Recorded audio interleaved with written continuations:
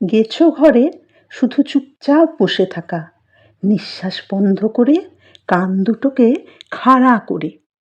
কিছু দেখা যায় না। গাছের পাতার ঘন ঝালর গেছো ঘরকে আড়াল করে নিরাপদে রাখে। সোনাটিয়াও কিছু দেখতে পায় না, খালি মনে হয় নিচে কেউ পটপট মটমট করে হেঁটে বেড়াচ্ছে, ছোঁক ছোঁক করে শুঁকছে। খিদে ওদের পেট চোঁ চোঁ করে। একটু পরে লক্ষ্য করে গেছো ঘরের দেয়াল ঘেঁষে একপাশে কালো চাদর মুড়ি দিয়ে কে শুয়ে আছে। ভয়ে সোনাটি আর হাত পা ঠান্ডা হয়। এই সেই কালিয়ার বনের ভয়ঙ্কর নয় তো, যার গা থেকে বন্দুকের গুলি ঠিকরে পড়ে? হোটেলওয়ালার দু হাঁটুতে মুখ গুঁজে দুজনে কাঠ হয়ে পড়ে থাকে। হোটেলওয়ালা ওদের পিঠে হাত বুলিয়ে অভয় দেয়। গেছো ঘরের কেঠো মেঝের ফুটোতে চোখ লাগিয়ে হোটেলওয়ালা দেখে কেউ কোথাও নেই, সব নিরাপদ। কালো মানুষটাকে ঠেলা দিয়ে বলে, পেছন পেছন রাজ্যের বিপদ টেনে নিয়ে আসিস কেন? কালো কাপড় রেগে যায়, চাদর ফেলে উঠে বসে বলে, তা আসবো না। আমি না এলে রোজ রোজ কে তোমার গোঁপদারি সরবরাহ করবে শুনি? টিয়া বলল, কেন সং করবে? ও তো রোজ পোস্ট অফিসে যায়। লোকটি চটে গেল। রেখে দাও তোমাদের ন্যাকা সঙের কথা। কবে 1 টাকা দিয়ে লটারির টিকিট কিনে বসে আছে, তাই দিয়ে নাকি সে বড়লোক হবে। এদিকে গুণের তার অন্ত নেই। যেই পোস্টমাস্টার ছোট জানালা দিয়ে মুখ বাড়িয়ে বলে, কই না তো, খবরের কাগজে লটারির কথা লেখেনি তো, অমনি ডুকরে কেঁদে পিঠ টান দেয়। ও কি দাদা, হলো কি? হোটেলওয়ালা হঠাৎ ব্যস্ত হয়ে গেছে, ঘরে খোঁজাখুঁজি লাগিয়ে দিল। সোনা বলল, কি হারিয়েছে তাই বলো না। টিয়া খুব ভালো খুঁজে দেয়, মামনির চাবি খুঁজে দিয়েছিল। টিয়া অমনি ভ্যাঁ করে কেঁদে বলল, মামনির কাছে যাব, আমার খিদে পেয়েছে। কান্না দেখে হোটেলওয়ালা আর কালো লোকটা সোনাটিয়াকে কোলে করে নামিয়ে এনে আবার খাবারের বাটির সামনে বসিয়ে দিল। এতক্ষণে সোনাটিয়া চিনতে পারল, ওই না ঘড়িওয়ালা। ঘড়িওয়ালা, তুমি কেন এলে? তোমাকে দেখলে কাঁদার কলের জন্য চেপে ধরবে না? ঘড়িওয়ালা বললে, এই চুপ চুপ। কথাটা অবশ্যই হোটেলওয়ালার কানে যায়নি। সে নিচে নেমেই আবার কি যেন খুঁজতে আরম্ভ করেছে। খানিক বাদে ফিরে এসে মাথায় হাত দিয়ে গাছের গুঁড়িতে বসে পড়ল।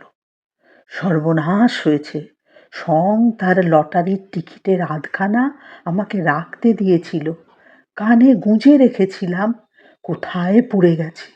এখন সেটিকে কিছুতে যদি খেয়ে ফেলে থাকে তবেই তো গেছি। ও টিয়া, সত্যি খুঁজে দেবে তো? টিয়া বলল, দেব দেব, খেয়ে দে হাত মুখ ধুয়ে খুঁজে দেব। ঘড়িওয়ালা, বনের মধ্যে কেন এলে? হোটেলওয়ালা বলল, বাহ, তা আসবে না। ও যে আমার ছোট ভাই, নইলে দাঁড়িয়ে আনবে কে? তাছাড়া ওকে কলের পুতুল খুঁজে বেড়াতে হয়, এদিকে নিজের দেখা দেবার জো নেই।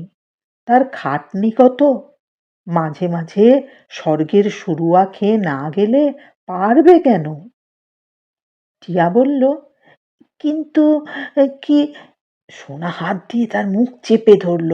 এই চুপ চুপ।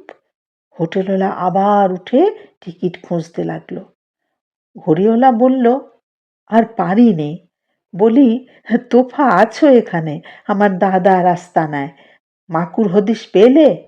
তাছাড়া তোমাদের সঙ্গে বিহারি বলে যে লোকটা এসেছে, আশা করি তার কাছে আবার হাঁড়ির কথা ভাঙনি? টিয়া সত্যি কথাই বলল, বেহারি আমাদের চাকর, আমাদের বাড়িতে বাসন ধোয়, মাকুকে পেলে কি করবে? হাসি কান্নার কল এনেছো? ঘড়িওয়ালা রেগে গেল। রাখো তোমাদের হাসি কান্নার কল। তাছাড়া একটু একটু হাসতে পারে মাকু। ঠোঁটের কোণের কবজা খুললেই মুখটা হাসি হাসি দেখায়। আর কান্নার কল টল করা আমার কম্ম নয়। আমার পয়সা কড়ি বিদ্যে বুদ্ধি সব গেছে ফুরিয়ে। এবার মাকুকে একবার পেলে হয়, শটান থানায় দিয়ে দেব। আর ফেরারি হয়ে ঘুরতে ভালো লাগে না। মার জন্য মন কেমন করে। অমনি টিয়া বলল, আমারও মামুনি, বাপি, আম্মা, ঠামু আর ননর জন্য মন কেমন করে। বলেই ভ্যাঁ করে কান্না জুড়ল। তাই দেখে ঘড়িওয়ালা বেজায় বিরক্ত। কথায় কথায় অত চোখের জল কিসের গো? দামোদর নদী নাকি? এত করে বললাম মাকুকে খুঁজে দাও, হ্যান্ড বিল পর্যন্ত দিলাম, অথচ খোঁজার নামটি নেই। টিয়া চটে গিয়ে কান্না থামিয়ে সবে বলেছে, মাকুর তো, অমনি সোনা তার ঠ্যাং ধরে টেনে গাছের ডাল থেকে নিচে নামিয়ে আনলো। গুঁড়িতে মাথা ঠুকে আলু হলো। এবার কান্না থামতে 5 মিনিট। কান্না থামলে ঘড়িওয়ালা আবার বললে, মাকুর চালাকি এবার বের করছি। কতগুলো চাকা আর স্প্রিং আর চকমকি ইত্যাদি তেজ দেখো না। এবার সব যন্ত্রপাতি খুলে আলাদা আলাদা থলে পুড়ে বাছাধনকে। হোটেলওয়ালা শেষের কথাগুলি শুনে অবাক হয়ে গেল। কেন গো? মাকু না তোমার প্রাণের কলের পুতুল? মানুষ থেকে যার কোনো তফাৎ নেই, অথচ মানুষের চেয়ে যে শত গুণে ভালো। যেমনটি বানিয়েছ তেমনটি করে। আমাদের ছেলেপুলের মতো তেঁদোর নয়। আজ আবার উল্টো কথা শুনি কেন? ঘড়িওয়ালা দীর্ঘ নিঃশ্বাস ফেলে বলল, এখন আর তা নয় দাদা। যেমনটি ভেবে বানিয়েছিলাম এখন আর তা নেই। কলের মধ্যে কি যেন অন্য শক্তি গজিয়ে গেল। মাকু এখন ইচ্ছে মতো চলে বলে। আমার বড় একটা তোয়াক্কা রাখে না। আমার প্ল্যান মতো যদি চলতো এমন বেমালুম অদৃশ্য হয়ে যেতে পারতো কখনো। অবশ্যই আমিও মোটেই চাইনি যে সে আমাকে খুঁজে পায়। অমনি তো কাঁদার কল করে আর পিঠ ঠুতে দেবে না। নেহাত এতদিনেও তোমরা কেউ তাকে দেখতে পাওনি বলেই বুঝেছি এ বনে সে নেই। তাই দুদণ্ড বসে গল্প করছি। ব্যাটাকে পেলে স্ক্রু ড্রাইভার দিয়ে ওর গায়ের কোনো 2 টুকরো একসঙ্গে রাখবো না। সোনাটিয়া শিউরে উঠল। হোটেলওয়ালা বলল, এত রাগ কিসে? হবে না রাগ? 17 বছর ধরে বাড়ি ঘর ছেড়ে ঘড়ির কারখানায় যে পড়ে রইলাম সে তো শুধু মাকুর জন্যই। নইলে ম্যানেজার আমাকে উদয়াস্ত খাটিয়ে ঘড়ির ঘরের তাকের নিচে শুতে দিয়েছে আর ছাইপাঁশ খেতে দিয়েছে। তাইতেই আমি সারা রাত জেগে গুদোমে পড়ে থাকা রাজ্যের পুরনো বিলিতি ঘড়ির কলকবজা খুলে নিয়ে ওর পেটে পুরতে পেরেছি। ফালতু পড়েছিল যে জিনিস মরচে ধরে নষ্ট হচ্ছিল, কেউ দেখছিল না, এখন শুনছি তারই দাম নাকি 5,000 টাকা। ওই 5,000-এর জন্য আমার নামে হুলিয়া বেরিয়েছে। এবার চাবি ফুরুলেই দেব পুতুলটাকে, যার জিনিস তাকে ফিরিয়ে, ধুয়ে খাক, আমার কি। এই বলে ঘড়িওয়ালা দুবার চোখ মুছল। হোটেলওয়ালা বলল, অত ভাবনা কিসের বুঝি না। 6 মাস মাকুর খেলা দেখালে অমনি তোর কত 5,000 উঠে আসবে। তখন 5-এর বদলে 7,000 দিয়ে কলকবজাগুলো কিনে নিতে পারবি। ঘড়িওয়ালা হাত পা ছুঁড়ে চেঁচাতে লাগলো, কোন চুলোয় খেলা দেখাবোটা শুনি? রঙ্গমঞ্চটা কোথায়? সার্কাস পার্টি নিখোঁজ, অধিকারী ফেরারি, না আছে তাঁবু, না আছে গ্যাস বাতি। পালোয়ানরা সব জন্তু জানোয়ার নিয়ে বনের মধ্যে সেঁধিয়েছে। ও কথা আর মুখে এনো না কাপ্তেন। মালিক তাকে কাছে ডেকে বোঝাতে লাগলো। এই সুযোগে টিয়ার হাত ধরে পা টিপে টিপে সোনা বনের মধ্যে ঢুকে পড়ল। মাকুকে সাবধান করে দিতে হবে। টিয়া বলল, মাকু যদি কথা না শোনে? সোনা গম্ভীর হয়ে গেল। মাকুকে বাঘ ধরার ফাঁদে ফেলে দেব, আর উঠতেও পারবে না, কেউ খুঁজেও পাবে না। টিয়ার কান্না পেল। আর যদি বেরুতে না পারে, শেষটা যদি খেতে না পেয়ে? চুপ টিয়া, চুপ। ঘড়িওয়ালা চলে গেলে জাদুকর দড়ি দিয়ে মাকুকে তুলে আনবে। ছি, কাঁদে না। আজ না মালিকের জন্মদিন, সঙ্গের লটারির টিকিটের আধখানা খুঁজে দিতে হবে না? আজ যে জানোয়ারদের খেলা হবে। মালিকের জন্মদিন বলে কত রান্না বান্না হচ্ছে, দেখলে না? টিয়া ঢোক গিলে বলে, বড় গর্তে ফেলবে না ছোট গর্তে ফেলবে? মাকুর লাগবে না? সোনার হাসি পায়। কলের পুতুলের আবার লাগে নাকি? লাগলে লোকেরা কাঁদে, মাকুর কাঁদার কলই নেই, তো কাঁদবে কি?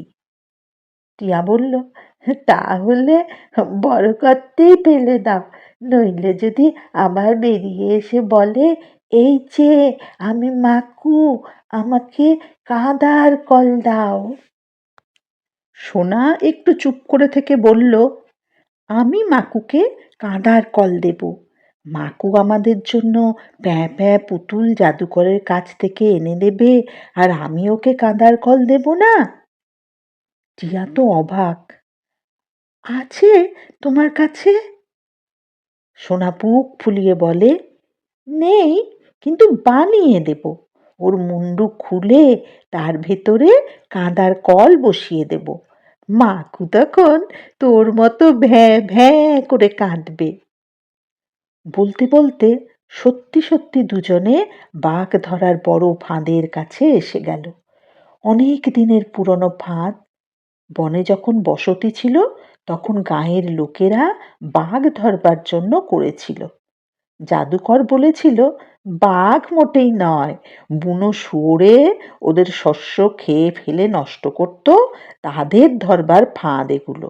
মাটিতে দুমানুষ গভীর গর্ত খুঁড়ে তার উপরে কাঠ কুটো লতা পাতা দিয়ে ঢেকে রাখত।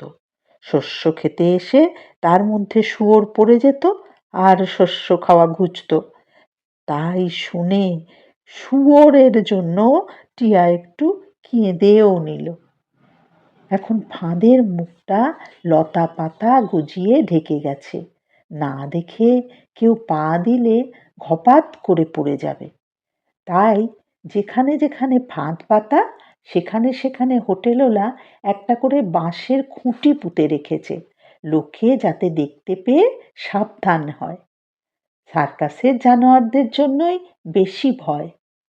সোনা একবার এদিক ওদিক দেখে নিয়ে বড় ফাঁদের কিনারা থেকে বাঁশের খুঁটি উপড়ে ফেলে দিল। এর মধ্যে মাকুকে ফেলতে হবে, তাহলে আর কেউ তাকে খুঁজে পাবে না, যতক্ষণ না সোনা টিয়া দেখিয়ে দেয়। আর ভয় নেই। টিয়া বলল, দিদি, যদি ওর মধ্যে সাপ থাকে, কাকড়া বিছে থাকে, মাকুকে যদি কামড়ায়? চুপ টিয়া, চুপ। কথায় কথায় অত কান্না আবার কি? মাকু তো কলের পুতুল, সাপ বিছে আর কি করবে?